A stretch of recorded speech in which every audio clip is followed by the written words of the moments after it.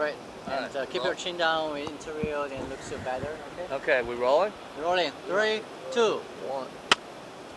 Can you tell me your name and spell it? My name is Andres Amador. That's Andres Amador.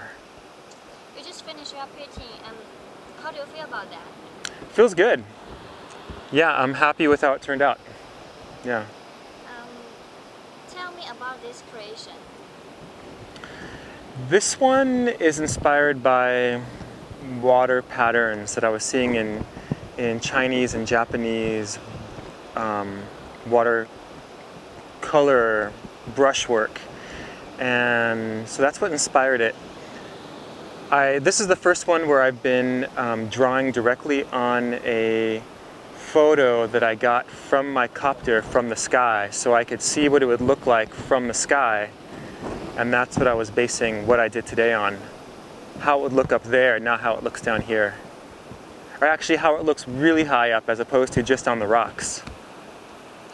Okay, how's your art background? Have you trained to be an artist? No, my background is in environmental sciences, and art came much later in life. When did you start to do this? I started when I was about 28, and it was just having fun for a while, and then it turned into people were paying me, but in this past maybe almost 2 years, it's been my full-time work. It's been the only work that I do. What do you think about sand art? Sand art? What do I think about sand art? I don't really have an opinion about sand art. I don't necessarily think, wouldn't call what I do sand art. What do you call it? I would call this my name for it is earthscape art, because I'm working with the earth, doing something with it, painting, earthscape painting. But this just happens to be a very good canvas, and sand is a very good medium. But I think what I'm engaging is not really about the beach. That's just a byproduct of it being a good location. But I can do the same type of thing on fields and in other locations, and I'm figuring out how to do that, but it's not just about the beach or about sand. In fact, it has nothing to do with sand except I'm working on top of it. But I'm not sculpting the sand, or I'm not making a drawing with sand. I'm raking it. So then I've heard it called, well, rake art, but that's like reducing a painting to brush art. And so I see what I do actually as large scale art. That's really what I see it is, merged with being on the earth. By creating your art, how do you make a living for this? People hire me to do all kinds of things. Often I get hired to do proposals, marriage proposals, which is a great way for this to, for someone to hire me for. Well, what do you mean? Right. Will you marry me? Jane, with a big design. So it's not like the pinnacle of my art, but it is a way that I'm getting funded to do it. So, and I feel that I get compensated for that, for my time and effort, and then I have, that supports the art. And then I can do my own projects. But often I really try to push where I am and what I can do, and have that be an opportunity to expand my abilities. So those are fun, because they're always very joyous moments. Then other times I get hired to do commercial projects. So I was just in China to do just do some imagery for the marketing campaign for a hotel that's about to open in Hainan. On the beach? And it's on the beach. Yeah, tell us more about, you stayed there about 1 week, and how many pieces did you create? About which I did 5 pieces, and you want me to hold? I'm going to set this right here. How are you guys? I saw you like a couple weeks ago, whenever that was. I'm really impressed. Thanks. Where can I be? Over there. Oh, what are you guys doing? Live film or just Right now, they're just interviewing me right now.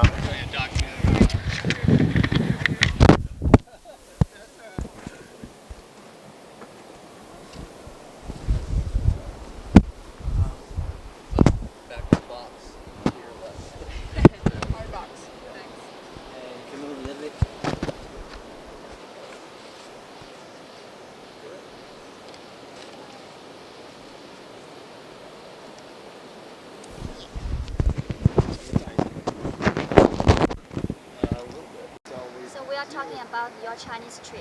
Can you tell me more about it? China. So we started in Hong Kong, and we went to Hainan, the island of Hainan. And the first time I went, actually, there was a typhoon going by, and so we had to cancel the project. I came back, and really, I mean, there's not much to talk about so much. It was just a project, and I didn't get to see China so much. Most of the hotels, and some beaches. Did they give you a design, or did you come up with it on your own? It was a collaboration. I mean, they had often when doing marketing, they have a pretty, there's a range they're working inside of. So I can suggest changes, or even more importantly, I can let them be realistic about what's possible and how that would happen, so that we can come to the design that they'll use. But generally, they're a little bit conservative in how they approach it. In China, I found it to be even more so. They wanted it to be a bit more direct, the imagery, and not as abstract. So we were talking about you have started to do your art for 10 years. Yes. And what inspired you to do this? Well, to do art at all. Burning Man was a big inspiration for, and just San Francisco and the art scene in here, in the Bay Area is very inspirational. It's very supportive to creative pursuits. What happened to Burning Man? Was there something specific that? Well, just Burning Man itself it's like the epitome. It's a world where everyone is being expressive in their creative way. Here, I'm gonna. Yeah, that'd be fun.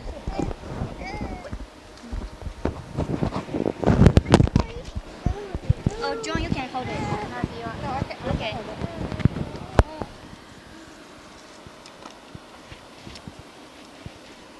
And Thanks. yep. OK，把那个裤子 You alright? 裤子啊，练裤子。 On your shoulder. Oh, pants. Well, release the pants. You rolling? Yeah. Okay. What inspired you to do this? Going to Burning Man and seeing the just people allowing themselves to explore, and that made a big impression on me. So when I came back, I had met people while I was there, and those people became a group that I started creating with. First doing fire dance performance, and then that kind of went into doing events, and at events I started just making decorations just to do it. And What kind of decoration? well, often when we were first so we had a practice space, but we couldn't do fire, so it was fire dancing. We were practicing fire dancing, but we couldn't do fire inside, so we did it blacklight, and we used fluorescent tape. And so then under the blacklight, different things become possible to explore artistically. And so I started just playing with that, things under blacklight. And that led to doing sculptures. And the sculptures then got bigger, and I started getting hired to do the sculptures. And bit by bit. What medium were the sculptures? The sculptures were, the framework, it was PVC and elastic. And but they became very big three-dimensional creations and kind of environments where you would step into just this environment of this magical kind of jewels, but large and glowing, and they were very beautiful. And so I was doing that for a long time, doing it at festivals, and I went around the world. I went to a couple places in the world to do that. And I was studying, so that got me into geometry and just studying geometry and shapes. And I just happened to be on the beach showing a friend things I'd been learning, and I realized that the beach could be an amazing canvas to do these things. So it wasn't my intention, and I wasn't thinking that I would even try to do anything. It just never occurred to me until I was showing my friends some of the things in geometry that I was learning, and I realized that I could create large designs, and at first they are geometric designs. So designs that I could. This one is very freeform, but the earlier ones were more very precise, and that's why, because I was showing my friend how to do geometric designs, and I realized that the beach was a perfect spot. What do you see yourself in your art? What do I see? See yourself in your art. What do I see myself in my art? Which kind of stage are you in your art? Oh, at this point, okay. It feels like I've been in this period of getting to know the medium and getting to learn the techniques and getting to have exploring the possibilities. Now it feels like I'm ready to start creating at a level that has not been that I have not been able to access previously. I would say this design here is an example of that. It's very free-form. It's using the entire landscape. It's more organic than I've normally been able to access, but it's from a perspective that I have not had before. And this is the direction I'm moving in. We had one guy we interviewed on the beach, and he doesn't think this is art. What do you say to that? What's art anyway? Like, who can say what art is? What is art to you? I think everyone has to. I think art. Something about art. There's some kind of aesthetics come up, but on some level, it's something that's been created. So someone has created something. Because if it's already there, can you call the rock art? But the rock is beautiful. If I were to paint a rock on canvas, that could be considered art. It's beautiful. There's a beauty to it, but it's kind of natural. So that's not art, perhaps. But if someone were to draw it, then they could call that art. So it's the act of creating something, and then it's in the eye of the beholder, some aesthetically pleasing way. Does it have to be pleasing to call it art?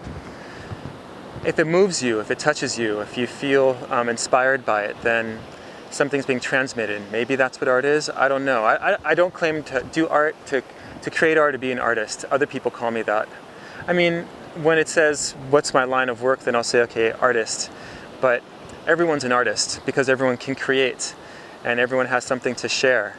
And so, yeah.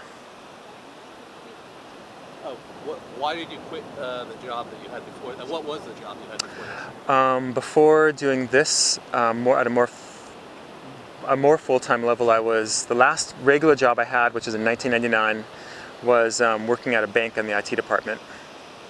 Why did you leave? Because it was soul numbing, and I couldn't justify having my experience in life be sitting at a desk. That again, but start with the work was so numbing. The work was so soul deadening that I saw that I couldn't sacrifice my experience in the now for the payoff in the future, which was really what it was about. That I would make enough money, and then that money could somehow do something for me. But I was sacrificing my life energy right now, so I had to make a decision, and it was a very crucial one. It was one of those crossroad moments that I wish I could go back and thank that person, who was me, for having the insight to not sacrifice my life for some future payoff if it's not giving me joy right now. What's the plan for the future? What are you doing now? I can't say that I have a plan. I could say for the future, who knows where it will go. It has a life of its own. It's been seems like it's been calling the shots. The only thing that I've ever marketed are my workshops, and that's really so people can engage it, but that's not really where my money comes from. It comes from the work that comes to me that I don't advertise for. And I've often had more jobs than I can manage. So it seems to be guiding me, and I'm very curious where it will take me. I have short-term plans of projects that I have happening right now, and ones that are kind of in the works. And there's bigger projects that I'm planning. But yeah. How often do you make your art? Like 1 week, one time? Well, usually it's been I've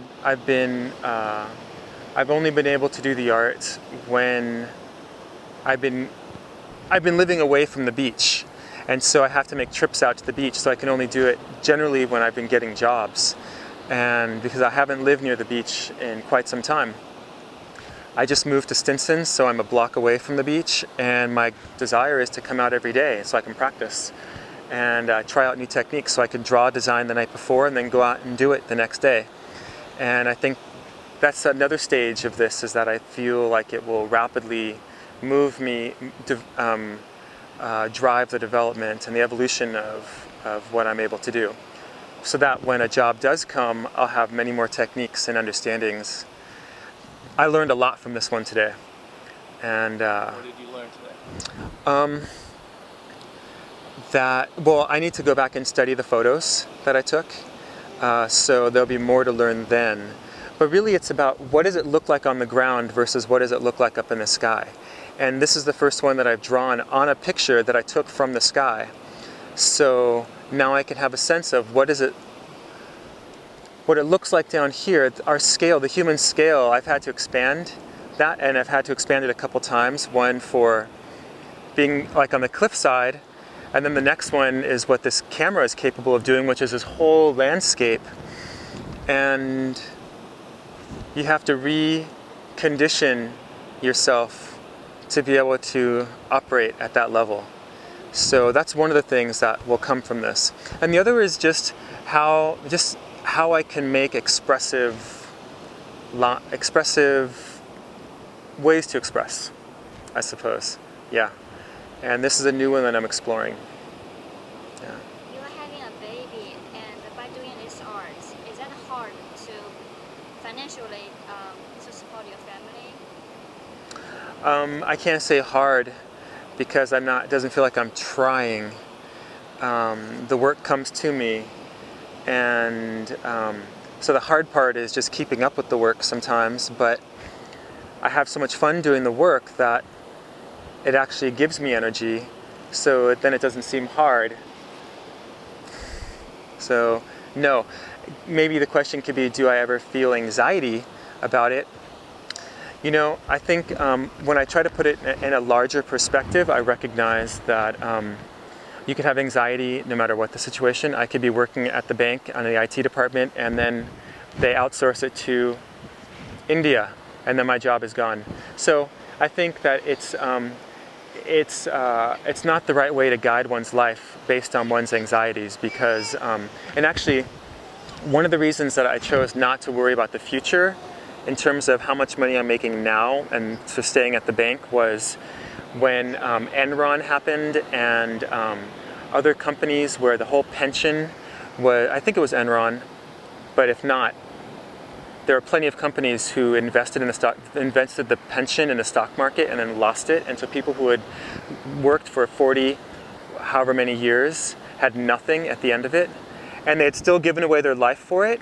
I was like, forget that. There is no security. Security is an illusion.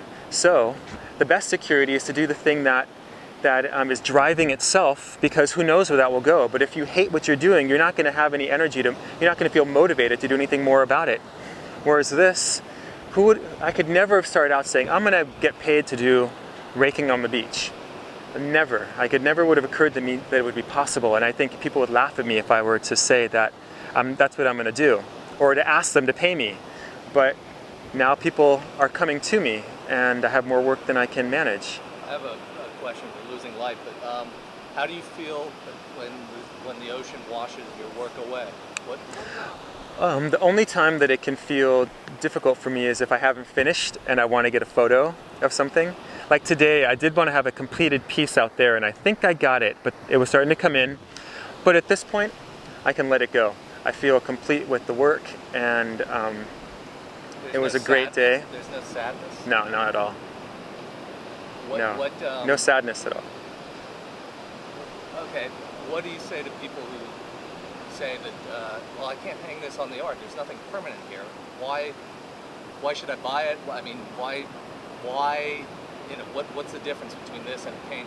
What makes Or this for, I valuable? mean, really, yeah. People ask that question, like, what category do you put this in when I send it in for maybe a competition? Is it photography? Yes, it's photography, but it's an installation. Photography is the only way to capture it. It's like Andy Goldsworthy's work. Anything that's really temporary, that has to be on in situ.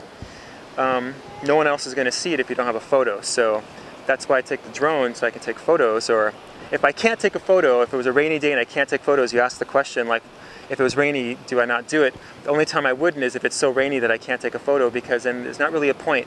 I can do it for myself, but part of the thrill of it is that I get to share it. So, but that's the means. So I've gotten better and better with the photography. Of course, now with the drone, the quality has gone down from what I would prefer to have, but there's no way around it. So I have to live with it, because the payoff is so big with what it can take. I'm good too. All right. Thank you Thank very you. much. Thank you so much. Very welcome. Thank you. Yeah. Thank you.